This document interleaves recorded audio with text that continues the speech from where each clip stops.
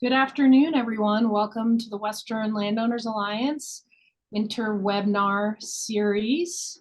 I'm Monique DiGiorgio. It's just 12 noon right now. We've got about 300 people registered for the webinar today, so we're going to take a minute or two to let everybody join.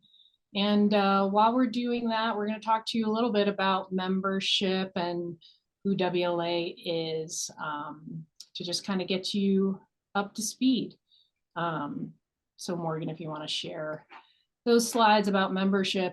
You're joining today. Welcome everyone to the Winter Webinar Series. We're really excited to get started.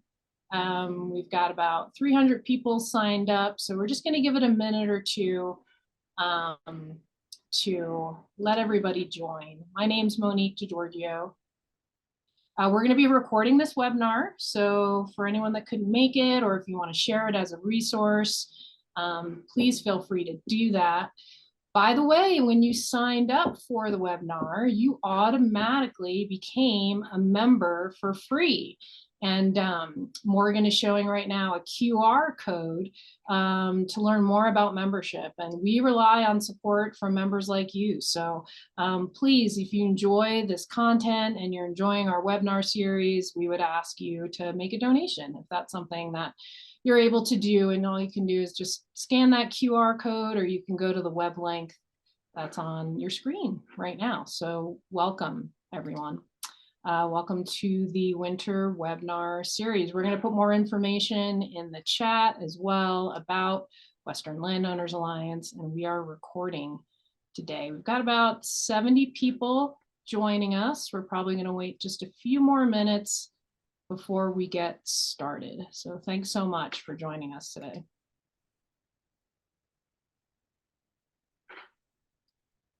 Okay, it looks like a few people are still popping on, but again, I'm going to start. My name's Monique DiGiorgio. I am the Western Water Program Director for Western Landowners Alliance. We are so pleased to have all of you joining us today for the final webinar as part of our Winter Webinar Series. And we are going to tell you more about Western Landowners Alliance, but for the moment, we'd like to introduce the staff, and I want to let you know everybody's here who is supporting the webinar. We're here for you as landowners in the landowner community. Lewis Wirtz, if you could just wave. He's our communications director. Morgan Wagner is our stewardship coordinator. Hey, Morgan, she's going to be showing some slides today. Jake Lebsack is our water resources coordinator. Go ahead and say hi, Jake. He's putting information in the chat and resources, and he will be also queuing up your questions for the speakers today. And then it is my pleasure to introduce our CEO who is here today, Leslie Allison. And we're going to ask Leslie, since she's here, to tell you about Western Landowners Alliance and just give you a sense of who we are. Thanks, Leslie. Hi, everybody, and welcome, and thank you for joining us today. Again, I'm Leslie Allison, and I'm the CEO of Western Landowners Alliance, and I'm based in Santa Fe, New Mexico. I've been with the Alliance since inception back in 2011, and we are a landowner-founded, landowner-led West-wide organization. Our mission is to sustain working lands, connected landscapes, and native species. And our membership represents millions of acres of both deeded and leased public lands under management across the West. We have a broad spectrum of land interests, ownership types, and political perspectives. In fact, we span the entire political spectrum. But our common ground is a real love of the land and a desire to keep it whole and healthy for the benefit of people and wildlife. Our work at Western Landowners Alliance is focused on empowering landowners and land managers with the knowledge, the resources, and the public policies they need to be successful. And we are very pragmatic and solutions-oriented in our approach because we come from the land. We are landowners and managers. We also do a great deal with communications to try to help improve public dialogue on complex land and natural resource management issues, and to increase understanding of the value of private and working lands and of private stewardship. And as Monique pointed out, our membership is free. We want it to be available to anybody as a service to the landowner community. And so we have a number of benefits that come with that. We'll keep you apprised of news and information and resources, project opportunities, things like that. And so just encourage you all to participate, help us spread the word. We are here as a resource for all of you. Thank you. Thank you, Leslie. And yes, we're in our fourth and final webinar series, although these have been so well attended. We'd love to get your feedback to see what other topics we should be covering. Today, we are talking about irrigation, modernization, and efficiencies for agricultural producers. Our previous webinars were Is Use It or Lose It an Absolute? Historical Consumptive Use in Colorado and Understanding Your Water Rights, Rancher Innovations to Support Soil Health and Water Management Amidst a Changing Climate, and Low-Tech Stream Restoration for Landowners, the Benefits, Water Rights Issues, and Reducing Risks. You can find all of those on our website, recorded with information and resources, so please check them out. I think Jake's going to put those in the chat. As a reminder, please introduce yourself. We have so many folks, we can't have all of you introduce yourself personally. So please go ahead and use the chat to introduce yourself and let us know who's here. We had over 300 people registered today, representing 17 states, about 3/4 of those your landowners and our members. So we're here to serve you as members today, and then the rest of the community interested in these topics. Today we will have 1 hour for the session. We're going to do 15 minutes of Q&A. And so we'd love for you to use the Q&A function in Zoom to go ahead and queue up your questions. As soon as we get Julie and Michael speaking, just think about the things that you'd love to ask them, and then we'll be putting those in the Zoom function, and then I'll be asking those live for the last 15 minutes.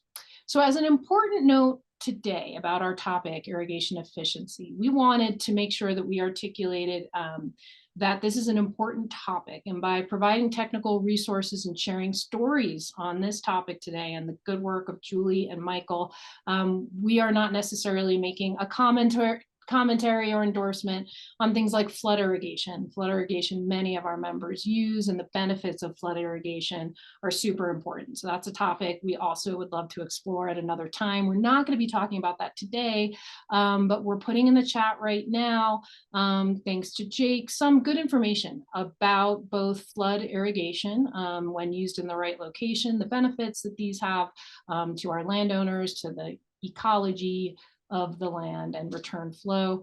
We also wanted to make a comment about irrigation efficiency and conservation. The two are not the same thing. We're not going to be diving in to those nuances today, but we do have some information about that efficiency paradox there in the chat. So if you're interested in any of those topics, please feel free to reach out to us today. But with that preface, I am really excited for Julie and Michael to talk with us today. Julie O'Shea is the founder and executive director of Farmers Conservation Alliance. With an extensive background in conservation, renewable energy, and irrigation projects, Julie is the catalyst behind the growth and development of FCA.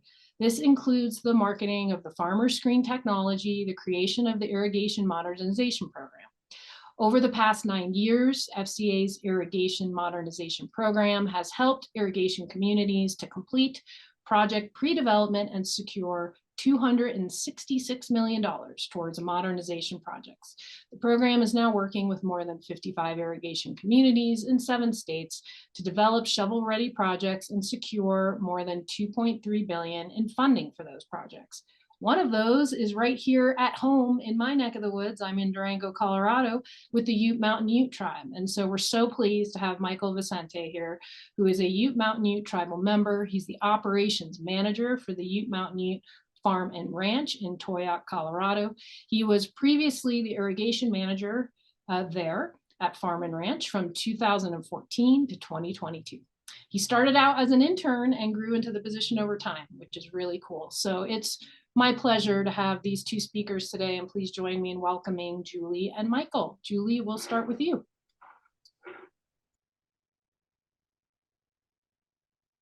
All right, I'm switching over to my PowerPoint slide. There we go. Can everybody see that? We're good? Perfect. Okay. Well, thank you, Monique and Leslie and Jake and the rest of the team. We really appreciate your support for being here today. And I'm excited to talk with you all, as I love having conversations on these topics. And it's nice to be able to share the work that we've been doing, but hopefully this is also a gateway to learning more about the work you're doing and the way that you're seeing irrigation, agriculture, environment, and what those future states are. So FCA started back in 2005, and we were really coming together about a fish screen technology that I'll be sharing more about in a minute. But really the whole idea around FCA was, how can we be looking at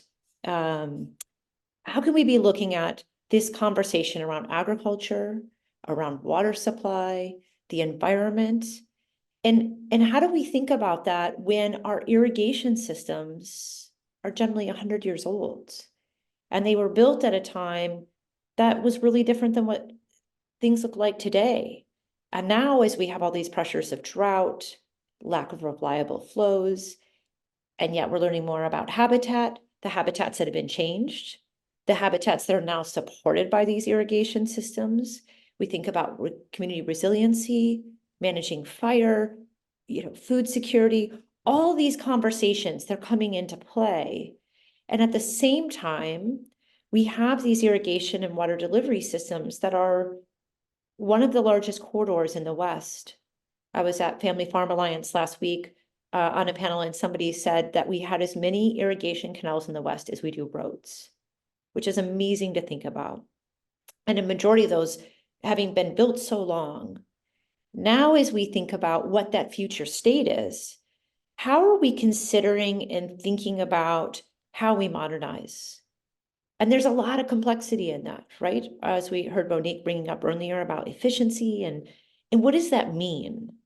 Is irrigation modernization one thing everywhere? Is it a state where we're looking predominantly at one type of solution? In our case, we went through our own journey about thinking about what irrigation modernization is, as well as what those institutional barriers were that were really preventing people from being able to move forward in modernization and be able to realize those benefits and move forward in a path of modernization that is really about what makes sense in their community. How do you manage those resources in your community that you and the other community stakeholders know better than anybody else? What kind of toolkit could you be using, and how do you move forward? So that's kind of the bigger, broad mix of what I'll be chatting about today. So just in thinking about that, I start off with this image here, and this is really the story of where we all began. And so FCA was born out of the Farmers Irrigation District. We're on the side of Mount Hood in Hood River, Oregon. And the irrigation district itself was really struggling with how to be able to deliver water to their irrigators when their system was breaking down all the time. And they have been very creative in their thinking. And this is true across the board in every community we're in. There's so much creativity and how people are trying to think about how to keep the system going and adapting to what this current state is. And in Farmers Irrigation District, they had tried many scenarios. And here they are in this system. They have high value orchard crops.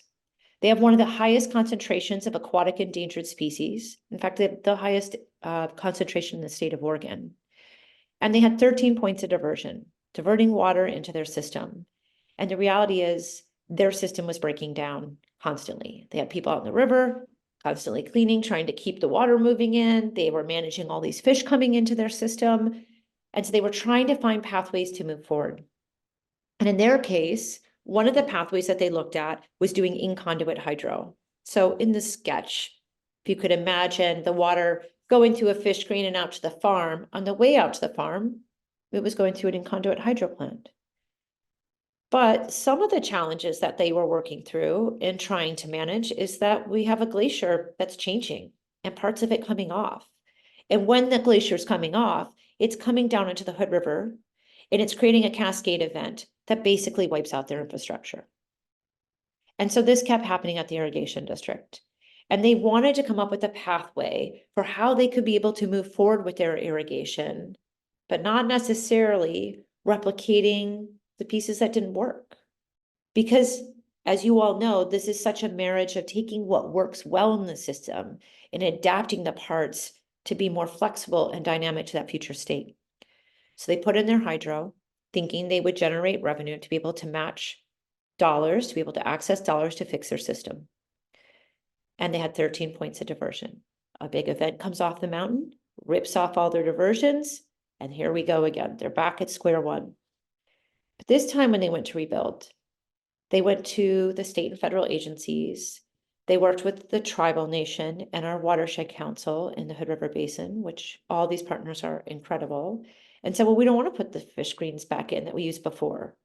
We spent $150,000 a year cleaning them and maintaining them. They get ripped out. And guess what? We still have 250,000 fish in our system. So it's not even working on the fish side. And fish at the end of the day in these systems is operation and management, right? They're constantly got to clean those pieces out. And so they basically did a lot of relationship work to see if they could find a different way. And in the end, they raised funds, they used some of their funds, and they spent 10 years and $2.5 million. And they come up with the technology that they call the farmer screen, which is a horizontally oriented fish screen, which is here in this sketch. And they did a bunch of testing. They get the screen in and they realize that the screen's keeping fish out of the system.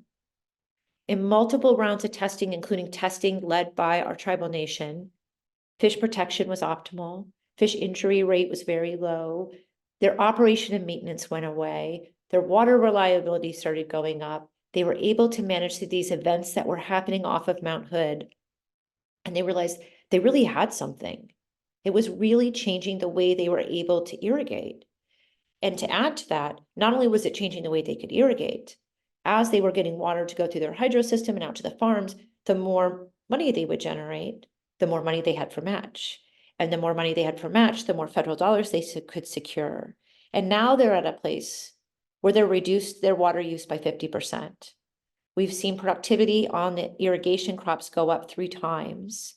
They've been able to do extensive restoration throughout the Hood River Valley, and water quality has gotten better, quantity, it's been really amazing. But this idea around the fish screen became, well, how can we use this tool to help other communities be able to move forward and think about their irrigation systems? And maybe not even just how to think about it from a fish screen perspective, but more how do they get through these potential and perceived barriers? How do we navigate that? And so we started FCA back in 2005, and they licensed the screen technology to us under a condition that we take screens to market. And to do that, we had to get a federal approval to be able to install them in anywhere where you had endangered species, which is here in the Northwest, which had never been done before. And then be able to take those profits and invest that into anything else, not to anything else, but into other things that benefit both environment and ag. Where could we find those win-win solutions going forward? So we got started. We did our first round of testing. Great, we got an A. We thought we were going to get right to that federal approval, but it took 7 years. And they were really hard years working through the process. But it also taught us a lot about the regulatory process and why things are the way and which staff can do what. And so on one track, we had half of us working on trying to navigate that regulatory approval. The other half of our staff was traveling around the West, meeting with landowners and tribal nations and environmental groups and really trying to prepare to put fish screens in the ground. And people would say, okay, as soon as you get the approval, we want to put a screen in the ground. Great. And we'd started building this list. And we're working through our approval process. And we're watching what people are having to navigate through in order to fix their irrigation system. Or we're seeing the challenges on funding. So we're working through our process. We're building this list on the fish screens. And we're building a lot of relationship with partners. And so 2 tracks started to develop in addition to the screens. One track was a group of people would say, we want to put in a screen, we need a screen, we just don't have the money. Okay, so we were pretty good at figuring out how to raise funds. We thought, well, we'll raise funds, we can help you in this. And we would work on raising funds for the project. But then we would get to the project and see, well, yeah, we raise funds to build the fish screen, but what if you need to modify the canal going in or out of the screen? Was there funding for that? Was that part of the project permitted? And what we would see so often is that people were trying to put in a screen because they were trying to address the O&M or the fish issue, but then you had this whole system issue. You were putting this new screen often in a system that's over 100 years old. And so it started opening these other pieces. On another track, because we've been traveling around and meeting with people for a long time, and we knew about funding and regulatory, we had a lot of people calling us saying, well, we haven't talked in a while, but I don't need a fish screen, but can you help me figure out who to call on the head gate? Or the big aha moment came from us when we had a community nearby, and they had just had an engineering design for their community. It's about 24 family farms, and they needed to fix their water system. And they got some funding, and they went to an engineering firm, and they paid them to do an initial design how to fix their system. And the design came back, and it was $55 million. So how does 24 families pay $55 million to fix their system? Right? And this conversation was happening over and over and over. And we would work with people on trying to think of, well, could you break it apart? Could you set it up? How could we rethink the approach to navigate how these communities would be able to fix their system and be able to have the resources that they need?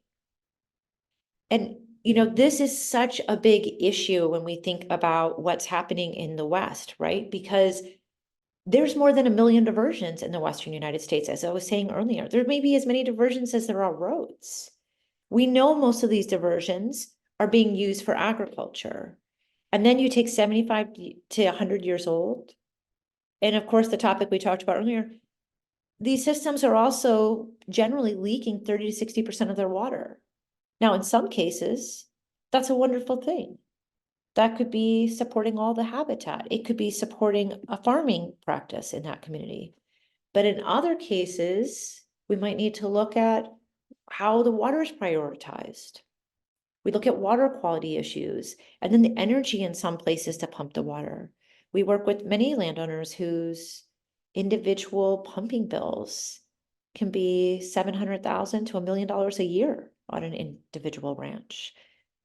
So how do we think about where these systems were and what we're moving forward to the West? And in particular, when we work on these systems, this is a photo of a wooden canal that is in one of the irrigation communities. It's amazing how often we go into communities and they're managing a system that has a wooden canal delivering their water. How do you navigate that? And then, we all know these stories of operation and maintenance, right? This is a waterway near us that you could see they spent all the time cleaning out the tumbleweed. But then you think about, well, what's the possibilities of being able to modernize? How could we go forward? And what's the opportunity there? And does it have to be one way? Does it have to be all piping or no piping? How do you balance surface water and groundwater? How do you balance all of these pieces? And that was the conversations we were really having with all these different partners coming in. And one of the things we started doing, we were working on getting these fish screen projects moving forward and helping them, try to get projects into the ground. And we started having conversations with other nonprofits and agencies and landowners trying to figure out, why is this happening? Not just in fish screens. We go into so many communities and people say, well, we know we need to fix this. Or we have the basin study that says it needs to be fixed. Or we had the river study that says we need to address this. Or, we're up, we had this beautiful interview we did with this man in Montana who talks about how he wakes up 4 or 5 times a night checking on the water supply, because if there's too much water, someone could get killed. If there's too little water, no one can grow food. How do we manage all of these pieces? And so we know what we need in general. But how come you hear all these stories about all this federal funding, all this money out there, and yet these communities struggle so much to be able to get that money and convert that into a project in the ground? Earlier in our days, when we were working on these projects, we would hear the stories, in the Obama administration, there was, I always blend if it's ARA or ARPA dollars. And they had all this money to support irrigation projects in the West. And yet very little dollars were used and put into the ground. Same scenario we were talking about earlier on the fish greens, where people would say, if I just had the money, I could put the project in the ground. And here was a place that they had very limited projects come in, and the ones they did fund, very few implemented. We had a meeting with the Secretary of Agriculture in California. We heard a really similar story. They put up multiple funds, no one applied in. Why? Some of the narrative became, well, maybe the irrigators aren't interested in this type of funding. But here we were on the ground, we knew people were interested. And so hence we started that conversation with different partners. And one of the partners we were talking with was Energy Trust of Oregon. And in the state of Oregon, Energy Trust is a nonprofit that gets a little bit off of all of our utility bills, our energy utility bills, to be able to fund energy conservation and generation. And over the years, Energy Trust had funded a handful of in-conduit hydro projects and had seen the benefits of those. They saw that the communities that had this additional revenue source was really able to use that to be able to modernize and to be able to match their funds. But the reality was that other than some early adopters, it was really hard to move that capital that they had dedicated to this. And so we kept having conversations with them. So here again, here's that pattern again, where there was funding and you couldn't utilize it effectively. And so we started talking with them, what's another way? What's an approach that we could use to be able to help enable more of these projects coming through? In the end, FCA created the Irrigation Modernization Program, and Energy Trust agreed to fund us to work with a number of irrigation communities to help them plan out their modernization. What does that mean in that community? What does that look like? And what we wanted to be able to do was not just do it as a one-off, because we all had a lot of experience trying to help the landowner down the road go for 100,000 or 200,000, or go after 10 million, or they need $55 million. Those one-offs are hard. It's hard because there's not enough momentum. And then you get at the federal level or at state levels that there's not enough projects with that kind of interest. And so when we worked with Energy Trust, we said, could you help finance a number of communities to essentially go through what we call a pre-development phase? So we can take them from knowing to need they have a project to actually getting it prepared and having them shovel ready. So when the next ARA, the ARPA, the bill, the IRA, the who's it, the what's it that comes through, these communities are ready to implement towards that funding. So they agreed to do that. And so in the state of Oregon, we're now working with more than 30 irrigation communities. They're all in different phases. But the idea was, could we come into a community and they say, hey, modernization in my community means A, B, and C. Okay, let's build a plan for that. Let's design for it. Let's look at what's the engineering that you need. What's the GIS or the LiDAR or the different elements that you need in the system overall? How can we help you map that, right? And so working with those communities, we started building out these plans, because the gap in the system was to go for those federal dollars. At the end of the day, you need a lot of capital. It costs money for an engineering design. It costs money to go for GIS. It costs a lot of funds to get in time to get prepared. And so hence we built out this program to really help communities try to stage up. So in the state of Oregon, we were able to help in our first round, people secure more than $200 million. Now we have a second wave starting up, and this time we realize that matching a state like Oregon is such a tricky thing especially when you're raising that level of capital, that we were able to work with the state legislature to develop a $50 million pool of state match. We did this with a number of partners throughout the state of Oregon. And so this body of work has really grown, not just here in Oregon, but throughout the West. So we've taken the Irrigation Modernization Program and been able to replicate that and those efforts with other irrigation communities. And so thinking forward of like what that means working on those fish screens still, because that might be the piece that somebody needs more than anything. It might be SCADA in someone's system. We're working, over the 20 years we've been working, nobody asked for SCADA in the beginning. Now we're seeing SCADA as a really effective tool to be able to manage water through different systems. It could be looking at the head gates and how to manage those operations and allowing for flooding, or a combination where you're piping some portions and you're flooding others, right? Of course, we talked about some of the piping projects coming up. But really what we're trying to build towards are where those groundbreakings are. How do we start putting those projects in the ground that we know are so critical and essential for communities to be able to adapt and manage into that next phase? We've even had projects like our Derby Dam project here. This is in Reno.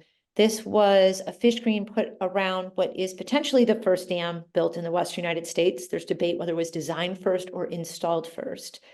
But what was exciting about this is it allowed for reliable water to go to the irrigation district, but also allowed for the first time in 100 years, the Lahontan cutthroat trout to be able to swim past Derby Dam and make the journey between Pyramid Lake and Lake Tahoe. Now, as we're looking at these systems, for people who are piping and even those who aren't, we're trying to think about how are we using these corridors? You're going to put an investment in. We're working on these projects. Could we co-locate in these corridors? Could we co-locate fiber optics?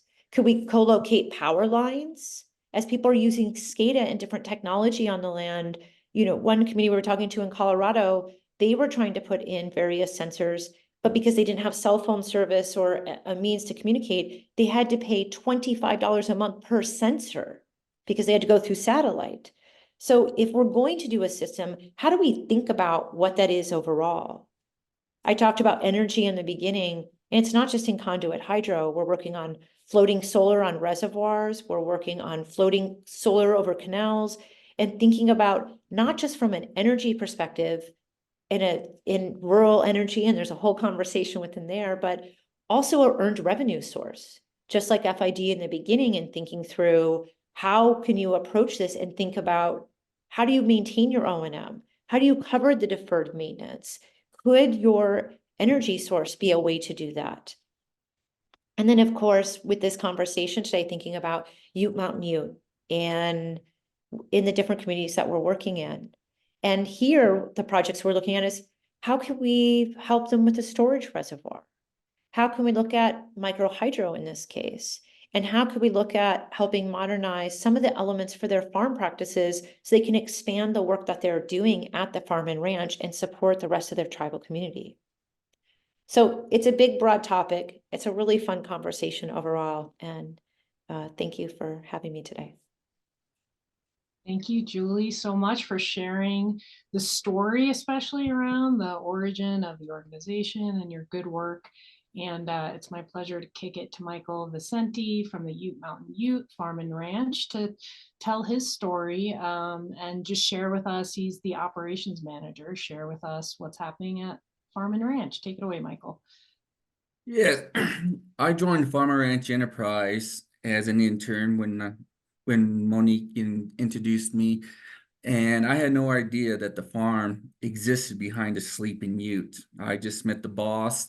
He was looking for somebody to do GIS. Luckily, having that task with this summer showed me the vast area what the farm covers, and I never imagined it would be so large. But luckily for the task of GIS, I got to cover every single area that the farm is responsible for, and that's including the canal.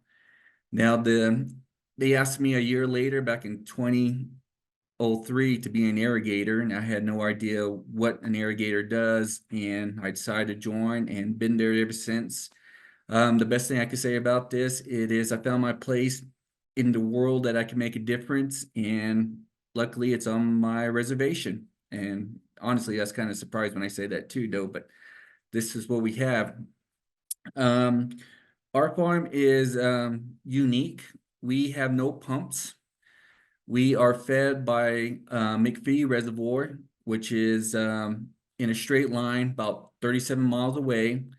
We are fed for a 41-mile canal that has 3 reaches. Reach 1 is the Cortez area. Reach 2 is the area between Cortez and Toyac.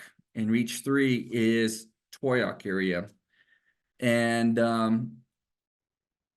it's all gravity flow from McPhee Reservoir to our most western center pivot that is located on our western side, and that very last nozzle, if it's facing west, it's all gravity flow.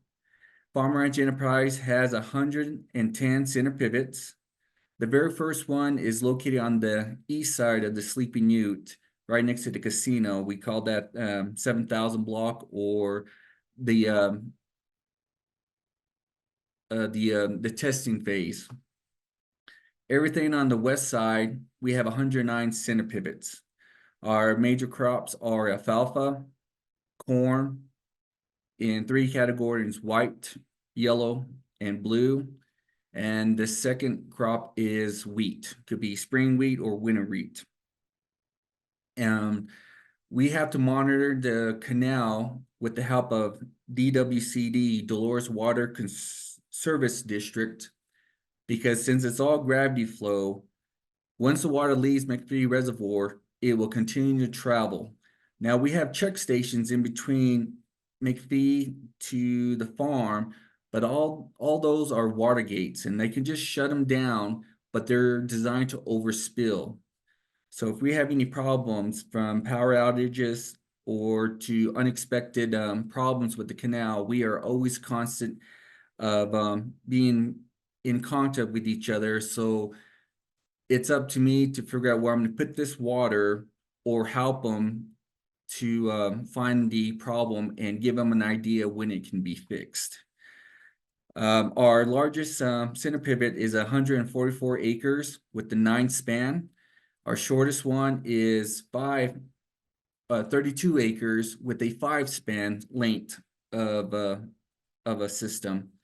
We would normally add 100% of Lindsay's, but going with the times that we have to get them upgrade or replace them with something new. We have 10 Lindsay center pivots right now, and we hope to put some more on later on as time goes by. But what's the key thing about modern irrigation, especially out here in the desert, depends on the nozzles. Now our nozzles were designed to be at 8.7 gallons per minute, but with the new nozzle packaging, we reduce it down to 7.6 gallons per minute. So we had to slow down the pivot to cover to be able to cover the grounds and give its water requirements. We had to reduce our spacing. You can see here on 6070 that we used to have 7 feet of a gap spacing of each gooseneck. Now we brought it down to 5 feet apart. And to me, I think that's a great idea because it covers more crop ground with more efficient water when it's needed. And the biggest outcome that we saw, the biggest difference is field corn. The previous nozzle packages from Nelson Irrigation were a spray pattern, just sprays that out in the star pattern, but we have wobblers, and reducing the space apart from each goosenecks that the wobbler can cover at least around 4 feet, and having the next one will overlap itself so all the ground can be covered, and that is definitely a plus. And doing so, since we do have since the water is transported by gravity flow from a high point to the low point of a center pivot, because we do have like I said, 109 center pivots. The first set of pivots is 5,000 block. The second set of pivots is 6,000 block, and we do have roughly around 18 center pivots there. Now the canal is on a higher elevation, and our very last pivot is on the lowest elevation, and we can get up to roughly around 105 PSI. Now, if you take that into account and you go over to our very last area where our turnout 603 feeds 4 blocks, 1,000, 2,000, 3,000, and 4,000. I should double back. This is 605. There's 604, which is 6,000. 603 is 5,000. Now, if we go back to 603 turnout, we are in the process of creating microhydros on 1,000 block. We have 3 operating right now. Our goal is to have 5 on 1,000, but our overall goal is to have 10 microhydro units on location of 1,000 and 3,000 block. The reason why we had an idea to put in microhydro units is because we had extra pressure. Now, the very first one that we turned on, I'll use this as an example, is 1110 is a 9-span pivot, one of the largest pivots that we have, but I was only required to have 65 PSI to operate that system, whatever I have alfalfa, wheat, or corn. Now, the upstream pressure that we do have at that location is 150. So we decided, well, if we don't need 150, but we do need 65, what can we do with that roughly 95 extra PSI? So that's why we decided to put in the microhydro units. Now, the purpose of these units here is to reduce our electrical cost. The overall understanding that I have is that we all have meters that turns, and every electrical company will monitor. With these micro units, it will help us cut our costs down by just slowing the meter.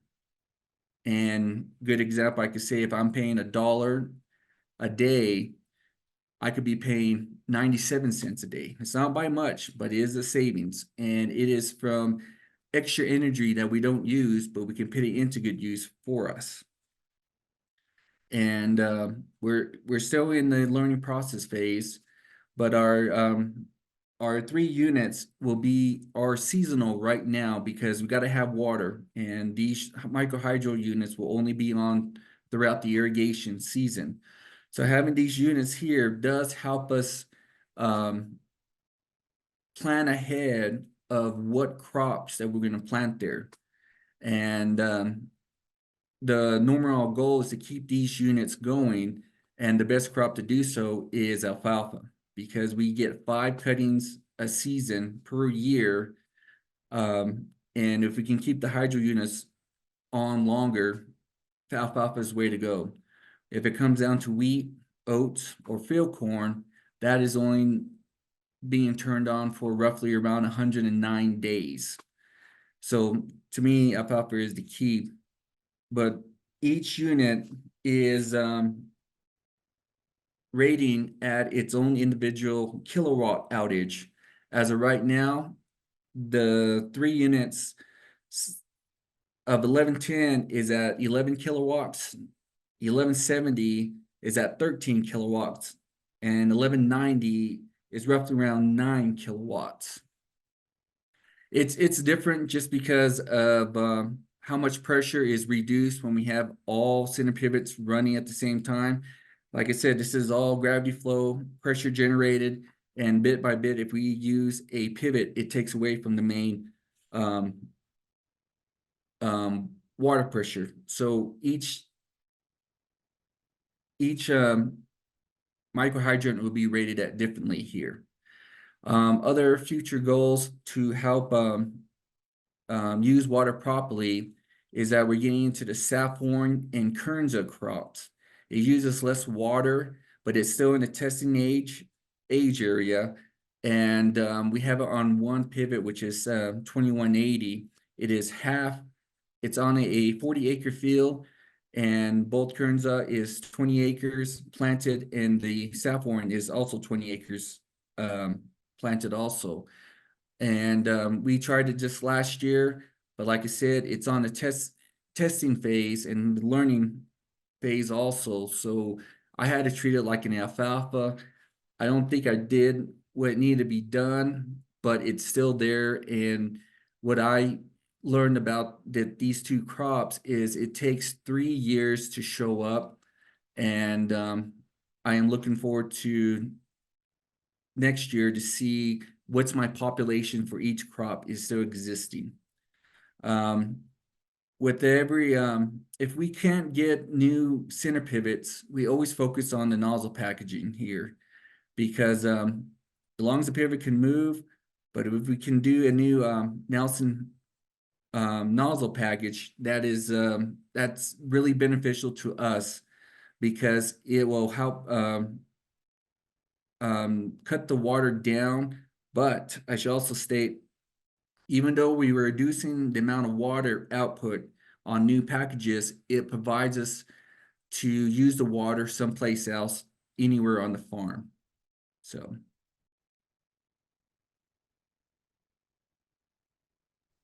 Awesome. Thank you so much, Michael. You have a couple more minutes if you want to share anything else. Otherwise, we'll go to questions, if that sounds good. Appreciate your time.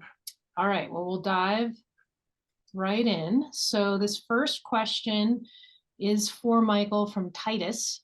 Wondering, Michael, if you have looked at using bubblers or drag hoses at Farm and Ranch. We have, and since our soil is mostly clay in one area, we tend to have an understanding that it will get plugged up with the drag holes. Even having a sock mechanism on it being dragged, we notice it will clog up much quicker. So we always like to have our nozzle packages length maybe 5 feet above the ground, so the spread can get better. And on the other side, 4,000 block is mostly sandy loam. We just kind of tend not to put a permanent marker from a drag hose. So that's why we haven't really looked into that. Awesome. Thanks, Michael. And yep, I think Jake's just reminding folks, if you have questions, go ahead and put them in the chat function, and we'll keep asking Julie and Michael questions here till a little bit before 1 o'clock. So Julie, this question is for you from Mike at Biohabitats. Can you talk a little bit more? You addressed this, a little bit, but can you tell us more about the different states that you're working in and some of the projects and kind of your project coverage across the West? So as I mentioned before, we're working in the state of Oregon. We're also in Washington, Idaho, Montana, California, Nevada, Colorado. And basically, we've gone and worked wherever we get an invitation from landowners or irrigators or tribal nations, environmental groups that are trying to navigate how to manage their infrastructure. And so we've been doing fish screens for many years throughout the West. And so we have a number of screens in different states. In our irrigation modernization program, I believe we're in 8 states now. Awesome. Thank you, Julie. So Michael, this next question is for you. Have you noticed any direct improvements in water quality on the Ute Mountain Ute Farm and Ranch since the implementation of the irrigation efficiency practices? I got to say, I haven't really seen any difference. When I got here back in 2002, our water has been very good. When we have visitors that we show them our canal, they're kind of impressed of seeing how clean the water is. And our first line of defense of the quality of cleanness of water is our traveling water screens. And they're the turnouts of 603, 604, and 605. 605 is the one that we always monitor because it's at the very end. And we always just look out for tumbleweeds. And if we are told they're going to be some type of herbicide going through the canal because we got to keep the weeds down, that only lasts us for maybe 9 hours straight.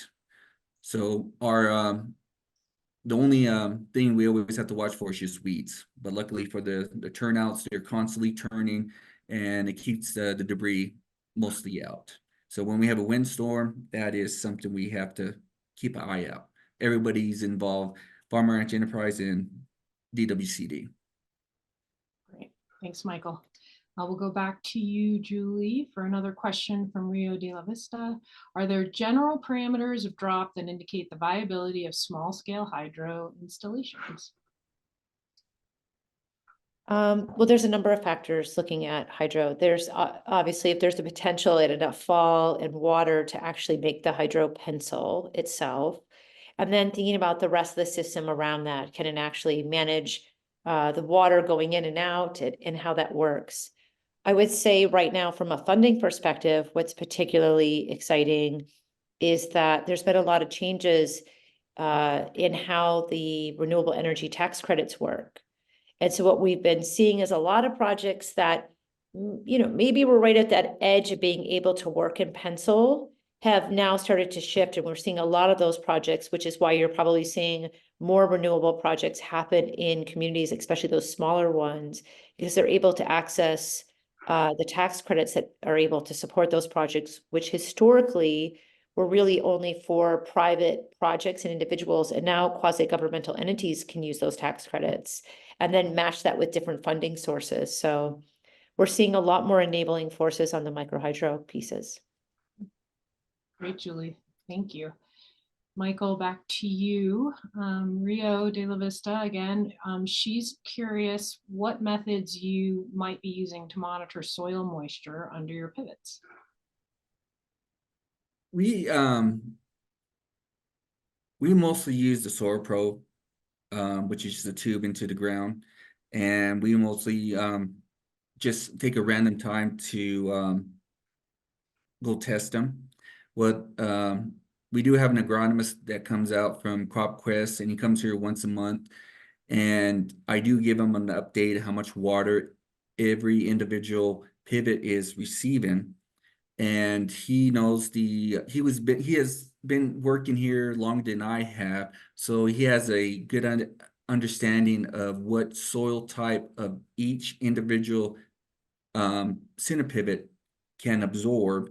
And with his experience, he'll go out there, probe it, feel it by hand, look at through the data that I give him, and he can determine if I need to back off or add more. And we have a good connection. So, Michael, I'm going to throw another one your way because we've got some really good ones coming, specifically about farm and ranch. So Lewis Meyer is wondering if Ute Mountain Ute has considered growing food direct for tribal members, or the economics driving, the growing of the commodity crops. I know here in Durango, I'm able to get your blue corn. So tell us more about that and who consumes the food that you grow. I should also point out to saying this, we're farmers, not gardeners. So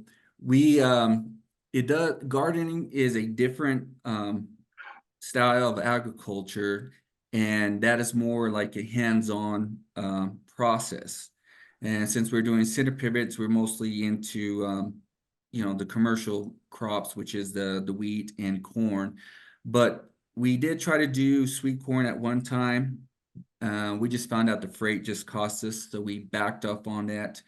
Then Paul Evans, the previous director, and the one who hired me, thought about what can we do to the community as a food source, and that's how Bow and Arrow was established.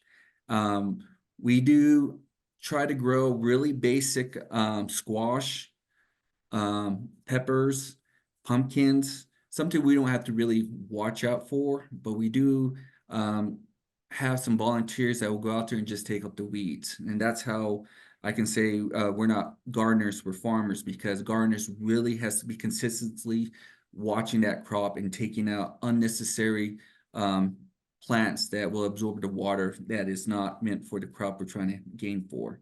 The Yaman Ute tribe is working on trying to make a community garden, but that will be located on the east side of the Sleeping Ute, right next to the casino. So, thank you, Michael. We've got a couple more for you, Michael, but let's go to Julie for one more question.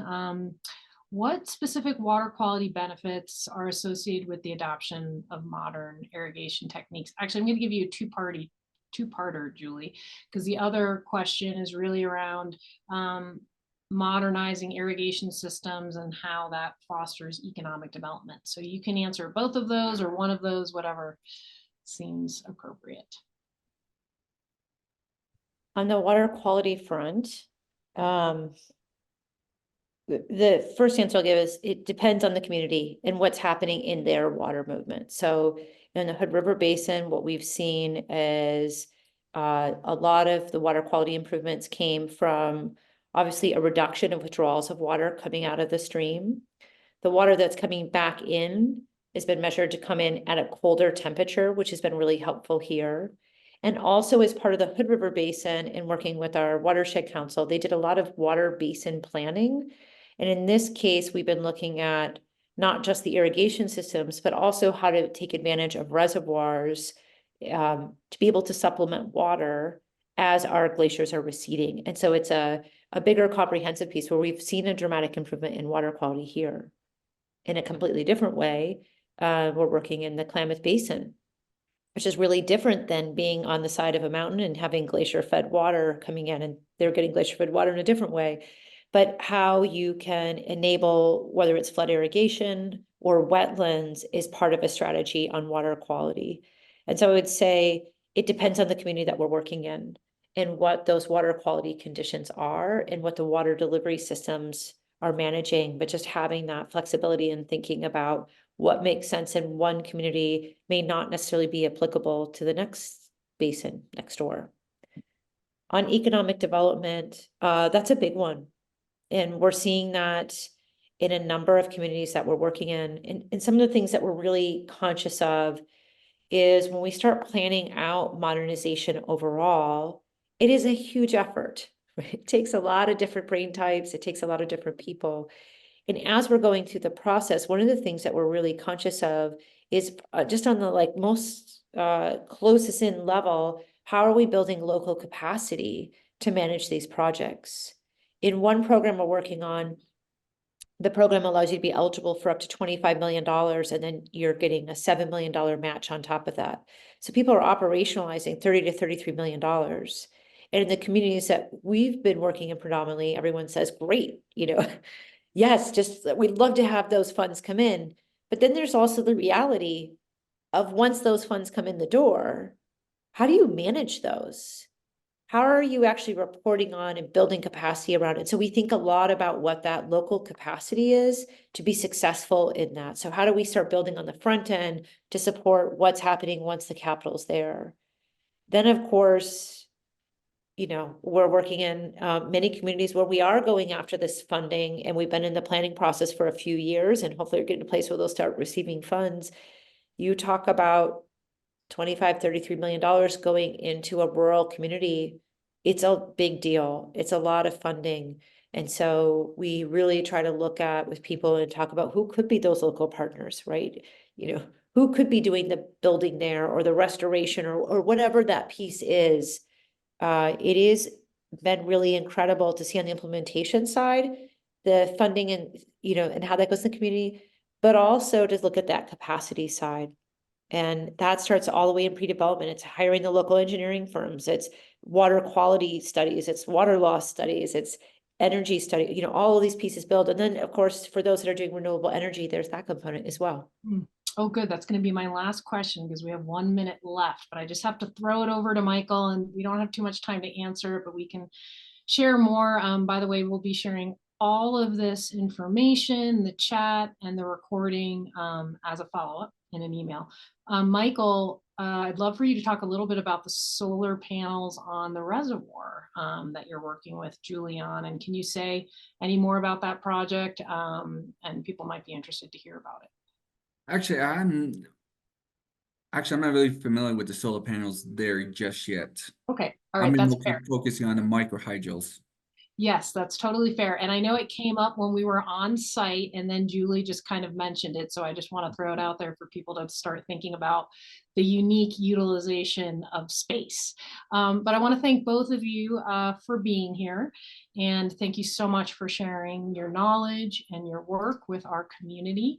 As I mentioned, this is the last of our winter webinar series. However, they've been so well received. We'd love for you to tell us more about other topics that we can cover in the future. And I want to thank our sponsors in the last minute here, Gates Family Foundation, and the other sponsors of our water work more broadly, Conscience Bay Research, the Fund to Protect New Mexico Air, Water, and Federal Public Lands through the Santa Fe Community Foundation, the Lore Foundation, and Walton Family Foundation. And again, we'll be sending this webinar, and all of the webinars are available on our website. So we'll be sending this in an email to all of you. Thanks for joining us today, and have a great rest of your Friday.